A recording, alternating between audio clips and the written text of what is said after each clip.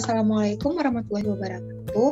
Kami dari kelompok 5 akan mempresentasikan hasil kerja kelompok kami yang berjudul Jaringan Epitel Kelenjar. Anggotanya, saya sendiri yang bernama Mauliza Rahmi. Saya Cut Mutiara Ulfa. Saya Muhammad Agil Farul Rozi. Dan saya Fakina Ruziko. Langsung saja untuk materi akan dimulai oleh Cut Mutiara Ulfa. Jaringan epitel kelenjar. Pertama, kita harus tahu dulu nih apa itu jaringan epitel. Jaringan epitel disebut juga epitelium. Jaringan epitel adalah jaringan yang berfungsi melindungi bagian luar tubuh. Ada yang namanya jaringan epitel kelenjar. Nah, apa itu jaringan epitel kelenjar?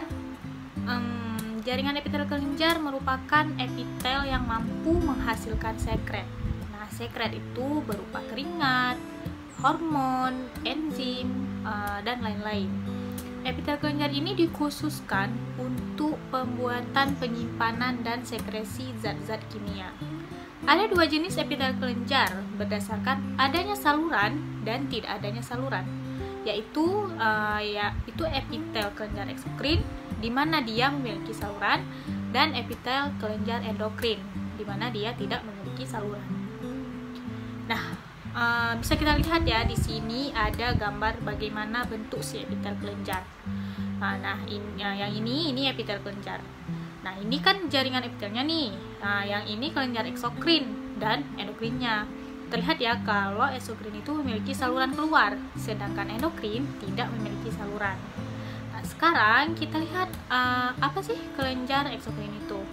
Kelenjar eksokrin merupakan kelenjar yang memiliki saluran khusus untuk mengalirkan zat sekresinya ke seluruh tubuh. Hasil sekresi itu berupa enzim, keringat, dan air ludah. Jadi letak si jaringan kelenjar eksokrin ini dia di bawah kulit. Ya. Kemudian eksokrin ini berfungsi membantu metabolisme. Eksokrin ini terletak pada kelenjar minyak, kelenjar keringat, dan kelenjar saliva. Nah, jadi ini ada satu gambar bagaimana bentuk si jaringan kelenjar eksokrin ini. Nah, ini permukaan kulit nih, permukaan kulit. Dan ini si epitel kelenjar eksokrin. Nah, ini merupakan kelenjar eksokrin. Gambar ini dia merupakan kelenjar eksokrin pada keringat. Nah, oke, selanjutnya untuk klasifikasi kelenjar eksokrin ini akan dijelaskan oleh Mauliza Rahmi. Terima kasih. Terima kasih Cut Mutiara. Baiklah, saya akan melanjutkan presentasi dengan menjelaskan klasifikasi kelenjar eksokrin. Berdasarkan jumlah sel yang menyusunnya, kelenjar eksokrin terbagi dua.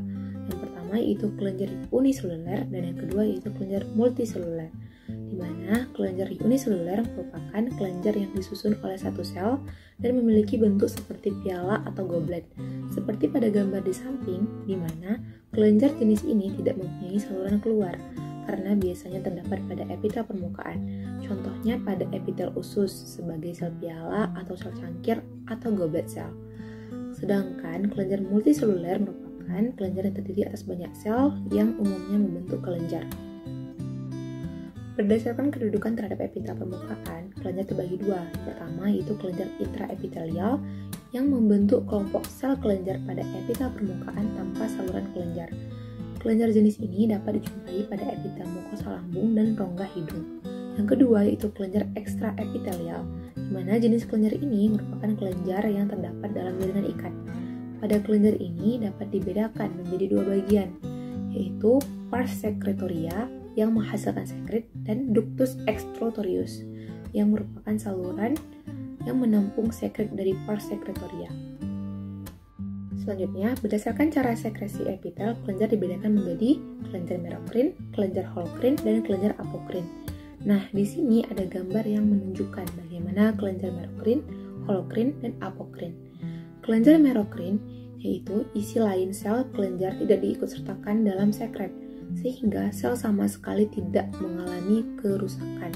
Contohnya pada kelenjar sudorifera atau kelenjar keringat. Dan yang kedua itu ada kelenjar apokrin. Pada sekret diikutsertakan isi sehingga terjadi kerusakan sebagian dari puncak sel. Contohnya pada kelenjar aksilaris. Dan yang ketiga ada kelenjar holokrin, di mana semua isi sel diikutsertakan dalam sekret sehingga kelenjar terjadi kerusakan sel pada saat ekskresi. Contohnya pada kelenjar sebase atau kelenjar minyak.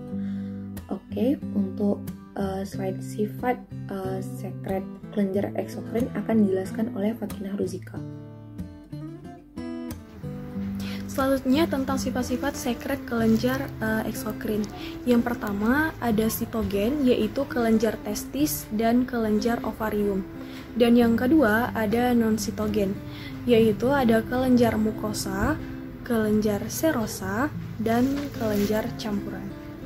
Selanjutnya percabangan ductus excretorius. Nah, ductus excretorius adalah saluran yang menampung sekret dari pars secretoria. Berdasarkan bentuk ductus excretoriusnya dapat dibedakan menjadi dua. Yang pertama ada kelenjar sederhana. Mengapa dibilang kelenjar sederhana? Karena ductus excretoriusnya tidak bercabang. Dengan memperhatikan bentuk ductus excretorius dalam tubuh dikenal berbagai jenis kelenjar, yaitu yang pertama ada kelenjar tubular sederhana, kelenjar alveolar sederhana, dan kelenjar tubuloalveolar. Yang kedua ada kelenjar kompleks. Mengapa kelenjar kompleks? Karena ductus excretoriusnya bercabang-cabang. Untuk jenis kelenjarnya yaitu ada kelenjar tubular kompleks dan kelenjar tubuloalveolar. Baik, terima kasih. Di sini saya akan melanjutkan slide berikutnya yaitu epitel kelenjar endokrin. Epitel kelenjar endokrin yaitu merupakan kelenjar penghasil hormon yang tidak memiliki saluran pengalir, yang berfungsi untuk memproduksi hormon yang mengatur aktivitas tubuh.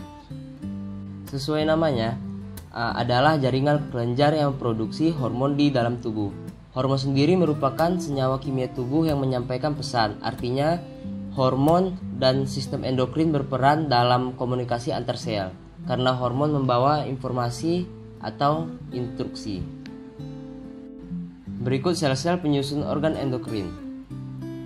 Sel penyusun organ endokrin terbagi menjadi dua, yaitu sel neosekretori dan sel endokrin sejati.